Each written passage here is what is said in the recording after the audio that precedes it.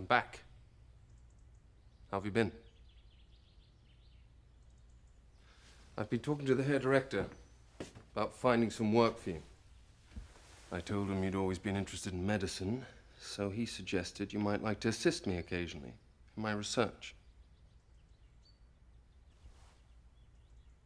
We're quite short-staffed, so it would certainly be a help to me.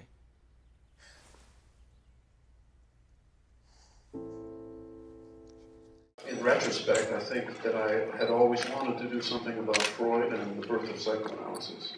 But to say that isn't to say anything really, because it's such a vast topic and full of this panoply of incredible characters that surrounded the birth of psychoanalysis, all of them very eccentric and wonderful. And what I saw in Christopher's play was this fantastic structure that really viewed of the era and of the psychoanalytic movement into primarily 5 characters. Because suddenly that was, the structure that could allow me to play with all of those topics.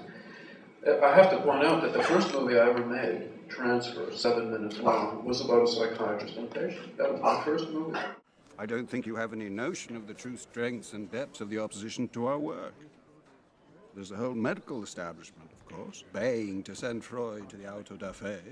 But that's as nothing compared to what happens when our ideas begin to trickle through in whatever garbled form they're relayed to the public. The denials, the frenzy, the incoherent rage. But might that not be caused by your insistence on the exclusively sexual interpretation of the clinical material? All I'm doing is pointing out what experience indicates to me must be the truth. And I can assure you that in 100 years' time, our work will still be rejected.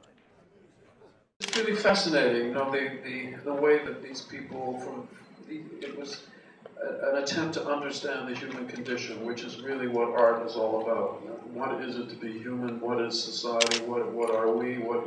And I think an artist and a psychoanalyst do very similar things. Version of reality, and then you say, okay, that's that. But then what's really going on? What's going on underneath? What's under the surface? What's driving things? What are the hidden things? And that's what a psychoanalyst does with his patient, and that's what an artist does with his society, I think, and his culture. So to that extent, not exactly autobiographical, but a kind of parallel process. It's generally thought to be the man who should take the initiative.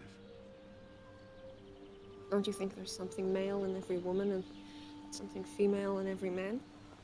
Or should be? Maybe. I expect you're right, yes. If you ever want to take the initiative, I live in that building there, where the bay window is.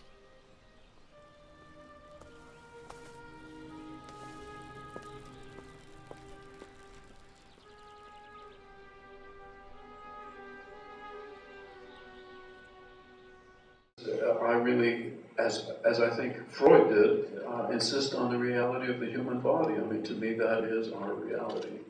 And Freud was insisting on it at a time when people were trying to deny that. The abstract ideas were everything, penises and vaginas and excrement and anuses and stuff that no one wanted to talk about or even acknowledge the existence of. And he was saying a lot of those things have huge repercussions in our adult life, in our society, and so on.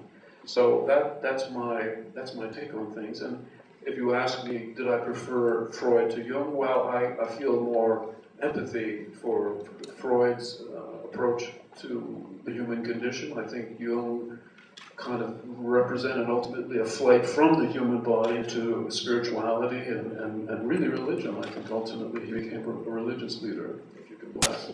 So that's, but I didn't really feel the need to demolish Jung or favor Freud or anything like that. That wasn't really part of the process.